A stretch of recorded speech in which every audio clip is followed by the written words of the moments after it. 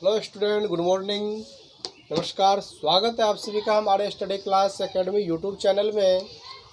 बच्चों, आज हम आप सभी के बीच गणित से बहुत ही महत्वपूर्ण यूँ कहें तो बीबीए टॉपिक अंकगणित की आधारभूत परिमेय पर चर्चा करेंगे। साथियों, इससे पहले हमने क्लास 4, क्लास 3, क्लास 2 और 1 मतलब पार्ट वाइज पार्ट जो है 4 वीडियो अप टू डेट कर चुके हैं। मुझे विश्वास है कि आप लोग वीडियो अवश्य देखे होंगे और आप लोग को वीडियो अच्छा भी लगे होंगे। यदि वीडियो अच्छा लग रहा हो तो एक बार चैनल को ज़रूर सब्सक्राइब करें और आगे शेयर भी करें और अधिक से अधिक बच्चे को आप शेयर भी कर सकते हैं। तो हम लोग चर्चा करते हैं अंकगणित की आधारभूत परिमेय। बच्चों, आप सभी को पता होना चाहिए अंकगणित की आधारभूत परिमेय कहता है प्रत्येक भाज्य संख्या को अभाज्य संख्या के गुणनखंड के रूप में लिखा जा सकता है। बस यही अंकगणित का आधारभूत परिमेय है। इसको फिर से हम लोग समझ लें, प्रत्येक भाज्य संख्या को अभाज्य संख्या के गुणनखंड के रूप में लिखना अंकगणित की आधारभूत परिमेय है।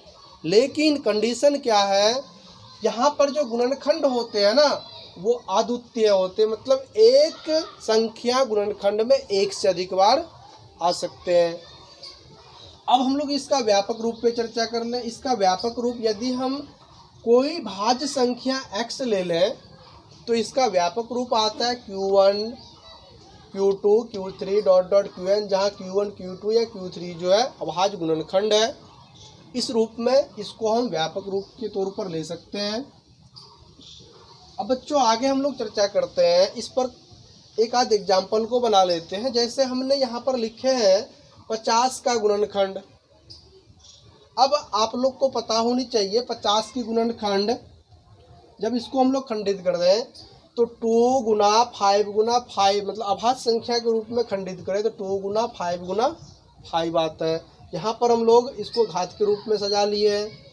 फिर 120 का गुणनखंड देख लेते हैं। 2 गुना 2 गुना 2 गुना 3 गुना 5 इक्वल, जैसे यहाँ पर हम लोग घात के रूप में लिखे तो इक्वल 2 पर पावर 3 गुना 3 गुना 5। अब हम लोग आते हैं कुछ प्रश्न पे कि इस टाइप में एग्जाम में कैसे प्रश्न पूछा जाता है या हमारा विषय वस्तु में जो एक्सरसाइज है उसमें कैसे प्रश्न आता है, थोड़ा सा हम लोग चर्चा कर लें। तो एक्सरसाइज में जब हम लोग इस टाइप के प्रश्न को देखें तो वहाँ पर क्वेश्चन रहता है निम्न भाज्य संख्या का अभाज्य गुणनखंड लिखें। हमने यहाँ पर 2 प्रश्न लिए हैं और इस 2 प्रश्न को हल कर रहे हैं। बच्चों, सबसे पहले 9420 इसका अभाज्य गुणनखंड जब हम लोग निकालते हैं तो क्या करते हैं, 9420 को खंडित करते हैं। जैसे सबसे पहले हमने 2 से भाग दिए, फिर 2 से भाग दिए 4620 आया, फिर 2 से भाग दिए तो 2310 आ रहा है, फिर 3 से किए भागा तो 1155 आ रहा है, फिर 5 से किए तो 385 आ रहा है, फिर इसमें 7 से किए तो 11 आ रहा है। अब यहाँ पर यदि हम लोग 11 से लगाते हैं तो 1 आएगा, अर्थात 11 ही रहने दें। अब क्या करते हैं, 9240 का अभाज्य गुणनखंड लिख लेते हैं। जब इसका अभाज्य गुणनखंड लिखें तो 1 2 3 2 3 बार आ रही, 2 को 3 बार लिख लिए, 3 एक बार आ रही है, 3 को एक बार लिख लिए, 5 एक बार है, 5 एक बार है, 7 एक बार है, 7 एक बार है, और लास्ट में गुना क्या है 11 है, तो लास्ट में हमने गुना 11 लिख लिए। यहाँ भी लास्ट में गुना 11। अब क्या करते हैं, इसको घात के रूप में लिख लेते हैं।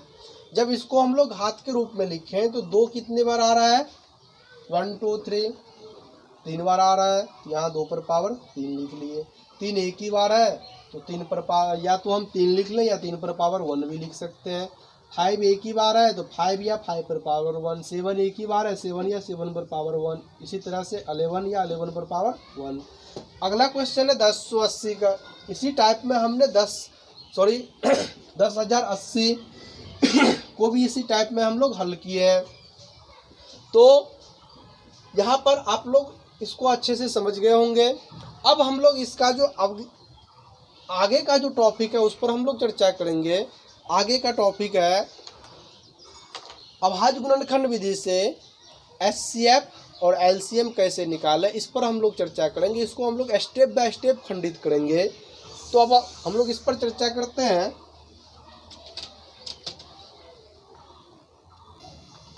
जब हम लोग अभाज्य गुणनखंड विधि से एचसीएफ एवं एलसीएम की जब चर्चा करते हैं तो बच्चों बहुत ही इम्पोर्टेंट टॉपिक है ये। यहाँ से क्वेश्चन आती है बोर्ड एग्जाम में, आप लोग ध्यान से देखेंगे इसे। हमने इसको रोचक मतलब आसान पूर्ण हल के लिए क्या किया, स्टेप बाय स्टेप बांट दिए हैं। मुझे विश्वास है कि आप लोगों को ये समझ में आएंगे। सबसे पहले हम लोग क्या करते हैं, स्टेप वन में हम लोग क्या करते हैं, दी गई संख्या का अभाज्य गुणनखंड लिख लेते हैं। अब जैसे हम लोग क्वेश्चन ले रहे हैं, क्वेश्चन भी साथ साथ हल करते चले। 220 और 600 का एचसीएफ एवं एलसीएम अभाज्य गुणनखंड विधि से लिखें, इसी टाइप में क्वेश्चन आता है। हम लोग 220 का जब अभाज्य गुणनखंड लिखते हैं तो ये स्टेप 1 पूरा हो जाती है। फिर स्टेप 2 का रहा है गुणनखंड को घात के रूप में लिखें। अब हमने यहाँ पे क्या किया, जो गुणनखंड निकाले थे उसको घात के रूप में लिख लिए। फिर स्टेप 3 में कह रहा है सर्वनिष्ठ गुणनखंड में सबसे छोटी घात वाली संख्या का गुणनफल एचसीएफ। हमने क्या किए, एचसीएफ में जो दोनों में आ रहा है, सर्वनिष्ठ का अर्थ होता है जो दोनों में आए और उसमें जो सबसे छोटी घात हो। बच्चों ध्यान से देखना है, यहाँ 2 पर पावर 2, 2 पर पावर 3, 3 का तो आ नहीं रहा है, 5 पे पावर 2, 5, 11 इसमें आ नहीं रहा है। तो ये दो संख्या आ रही है, हमने 2 पर पावर 2 लिए क्योंकि यहाँ 2 पर पावर 3 है, 2 पर पावर 2 छोटी है। फिर यहाँ पे 5 पर पावर 2 है, 5 पावर इक्वल 2, और यहाँ पर जो है केवल 5 है तो हमने 5 को लिए। अब इसको गुना करते हैं तो 20 आ रहा है, ये हो गया एचसीएफ हमारा। अब जब हम लोग एलसीएम की ओर बढ़े, एलसीएम का आता है गुणनखंड में बड़ी घात वाले संख्या का गुणनफल, एलसीएम होता है।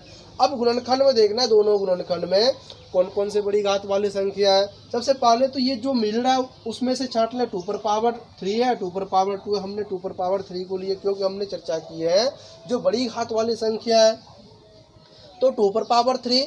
फिर इसके बाद हम लोग देखते हैं 3 इसमें है, इसमें नहीं है। बच्चों ध्यान से देखना है, यहाँ 3 पे पावर 1 है ना, इसमें भी 3 है, 3 पर पावर 0 लगा हुआ है यहाँ, अर्थात 3 पर पावर 0 और 3 पर पावर 1 में बड़ा है 3 पर पावर 1। 3 पर पावर 1 को हम लोग 3 ही लिखें, ये ले लिए। फिर 5 पर पावर 2 और यहाँ 5 पर पावर 1, ये दोनों में 5 पर पावर 2 बड़ा है तो 5 पर पावर 2 ले लिए। अब साथियों यहाँ पे 11 है, यहाँ नहीं है तो वही लिख लें 11 टू दी पावर 0, क्योंकि किसी भी संख्या पर जब पावर 0 आती है तो उसका मान 1 होता है और 1 से गुना करने पर जो है संख्या में कोई इफेक्ट नहीं पड़ता है। तो अब यहाँ से हम लोग देख लेते हैं कि 2 पर पावर 3 इक्वल 8, 3 फिर गुना में 5 का वर्ग करेंगे 25 गुना 11, इसको जब हम लोग गुना करते हैं तो 6600 आता है। तो बच्चों ये हम लोग का हो गया एलसीएम। अब मुझे विश्वास है कि आप लोग अभाज्य गुणनखंड विधि से एचसीएफ एलसीएम ज्ञात करने की और भी कई सारे प्रश्न को हल कर सकते हैं। साथियों जब हम लोग एक्सरसाइज पे आएंगे तो और विस्तार से क्वेश्चन को हम लोग हल करेंगे। आज के वीडियो में बस इतना ही। यदि आप लोग को वीडियो अच्छा लग रहा हो तो चैनल को एक बार सब्सक्राइब करें और वीडियो को लाइक करें और शेयर भी करें। और आप सभी से निवेदन है कि हमारे स्टडी क्लास एकेडमी में और भी कई सारे विषय की फैसिलिटी दी जा रही है, जैसे सीटेट से संबंधित या हमारा जो विषय वस्तु है जैसे फिजिक्स है, केमिस्ट्री है, बायो है, हिंदी है, संस्कृत है, इन सभी से संबंधित और भी कई सारे टीचरों के द्वारा आप लोगों का जो है यहाँ से फ्री मुफ्त में क्लास दी जा रही है। तो मुझे विश्वास है कि आप लोग इस फ्री क्लास का अच्छे से अच्छे आनंद लें और यदि वीडियो समझ में आ रहा हो तो एक बार कमेंट बॉक्स में यस ज़रूर लिखें और इसको आगे शेयर करें। फिर हम लोग मिलते हैं पार्ट 6 में नए टॉपिक के साथ। तब तक के लिए नमस्कार।